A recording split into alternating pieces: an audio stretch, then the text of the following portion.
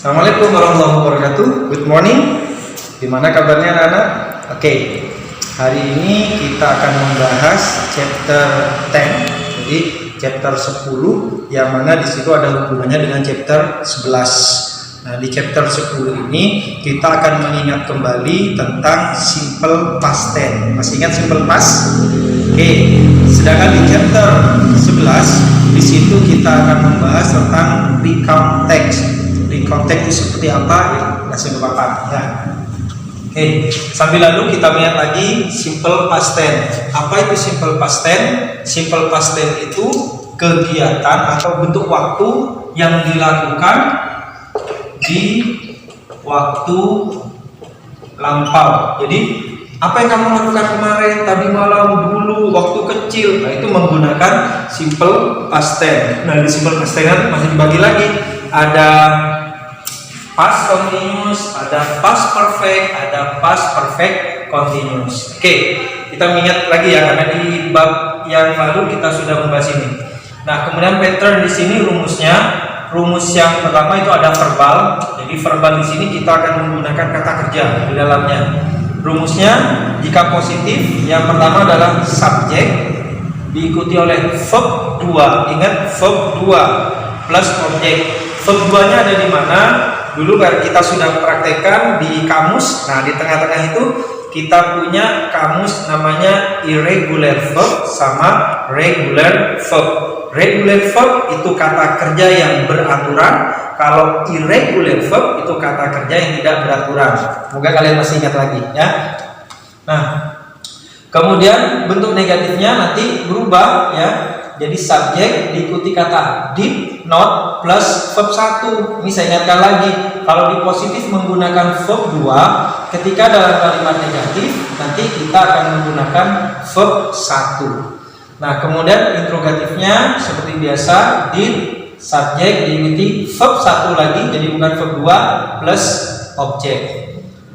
Di sini Parwan buatkan contoh, Yuliana makan lombok tadi malam. Ingat, makan lomboknya tadi malam, bukan sekarang. Terus cara membuat kalimatnya bagaimana? Yang pertama subjeknya dulu. Subjeknya di sini siapa? Yuliana. Oke, kita tulis Yuliana. Kemudian makan. Makan itu bahasa Inggrisnya adalah eat. Tapi ingat, ini adalah verb 1. Yang kita gunakan adalah verb 2. Coba kalian buka lagi, dibuka lagi kamusnya sekarang. Lihat di regular atau di irregular verb. Adakah kata it di situ? Oke, yang sudah menemukan di verb 2 dia sudah bukan it lagi, tapi berubah menjadi ini. Tulisannya ate, it ya. It.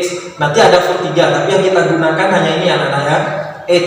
Nah, jadi di sini makan di sini bukan it lagi, tapi yang verb 2. Oke, lombok, chili tadi malam, last night.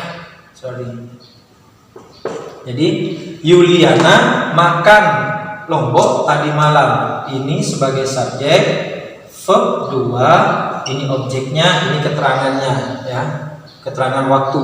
Lah terus kalimat negatifnya seperti apa? Subjek dulu, Yuliana diikuti kata did not. Ini sudah paten, ini sudah tidak berubah-ubah lagi, semuanya menggunakan did not. Did not. Nah, verb 1 tadi verbnya adalah ate. Kembali lagi ke verb 1. Verb 1-nya yang mana? Yang ini. Jadi yang kita pakai sekarang yang ini menjadi eat. Nah, chili last night. Jadi Yuliana, nah ini B-nya ya. Kemudian it, ini verb 1, objeknya adverb. Nah, untuk membuat kalimat interrogatifnya sekarang, kalimat tanya yang ditulis dulu adalah kata did. Did ikuti subjeknya Yuliana, kemudian diikuti oleh verb 1 lagi, jadi sama. It, chili last night. Nah, ini artinya Yuliana makan lombok tadi malam. Yuliana tidak makan lombok tadi malam. Kalau yang ini, apakah Yuliana makan lombok tadi malam? Jawabannya, nah, masih ingat kan jawabannya? Jawabannya nanti ada dua. Kalau yes berarti apa? Ditulis dulu yes, koma Yuliana, ingat perempuan, kata ganti perempuan adalah she. Kemudian kita masukkan kata tanya yang ada di sini. Yes, she did. Kalau tidak, oke, good. No, she did not, atau she didn't. Oke. Nah, yang kedua adalah bentuk nominal. Bentuk nominal di sini tidak ada kata kerja. Kata kerjanya itu adalah berupa be. To be-nya apa, Pak? Di sini ada dua, ada was sama were. Was sama were. Nah, Ana, masih ingat ya ini singkatan dari verb fun. Ana itu singkatan dari A yang pertama adalah adjective, N-nya adalah noun, A yang terakhir adalah adverb. Jadi boleh diikuti ini. Terus rumusnya, kalau positif subjek plus be, was were nanti dipilih, tergantung dari subjeknya. Diikuti Ana, negatifnya subjek be, was atau were, diikuti not plus Ana, interrogatifnya be, was atau were plus subjek plus Ana. Contohnya ini, saya capek kemarin, saya capek, tapi capeknya kemarin. Nah, cara membuat kalimatnya gimana? Saya itu I, kemudian capek, tired, kemarin, yesterday. Nah, kemudian ini pakai apa, Pak? I tired yesterday, harus ada be-nya. Be-nya adalah apa? Was. I was tired yesterday. Negatifnya nanti kita tinggal menambah not saja. I was not tired yesterday. Saya tidak capek kemarin. Terus interrogatifnya, kalimat tanyanya, was-nya di depan. Was I tired yesterday? Apakah saya capek kemarin? Jawabannya, ingat-ingat, hati-hati kalau menggunakan kata I. Nanti jawabannya bukan I juga. Kalau iya menjadi yes, you were. Hati-hati ya. Jadi bukan yes I. Terus kalau no, no, you were not, atau you were. Ya. Pak, kenapa kok pakai you? Kan saya nanyanya sama kamu. Apakah saya capek kemarin ya? Jawabannya, oh iya, kamu capek kemarin. Jadi seperti itu. Nah, sekarang penggunaan be, was sama were. Was itu digunakan untuk siapa? Were digunakan untuk siapa? Was itu digunakan untuk subjek I, he, she, dan it. Sedangkan were digunakan untuk subjek you, they, dan we. Oke, jadi ini penggunaannya. Ini hanya mengingat kembali ya, mengingat kembali yang sudah Bapak jelaskan kemarin. Jadi biar fresh lagi. Nah, nanti kita akan membuat kalimatnya di dalam recount text. Oke, sekarang dari recount text ya. Nah, ini ada di chapter 11.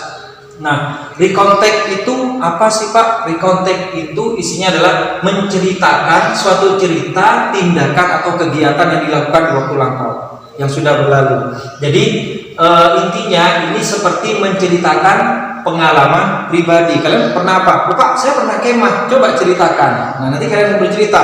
2 tahun yang lalu saya berkemah di Desa Bimbing. Saya berkemah dengan teman-teman satu kelas dan kakak kelas saya dan sebagainya. Nanti menceritakan seperti itu. Nah, tujuan dari recount text di sini, tujuannya apa? Adalah menghibur pembaca. Jadi membuat orang itu senang, bukan membuat orang itu menjadi gimana gitu ya. Jadi tujuannya adalah menghibur. Nah, untuk membuat recount text itu ada namanya generic structure. Jadi susunannya seperti apa, pembukaannya harus seperti apa. Jadi generic structure-nya itu ada 3. Yang pertama adalah orientation, yang kedua adalah events, yang ketiga adalah reorientation. Orientation itu nanti isinya nanti ada 3. Yang pertama itu memperkenalkan dia latar siapa. Jadi siapa yang ada di dalam cerita tersebut yang mau kamu ceritakan. Kemudian di mana tempatnya.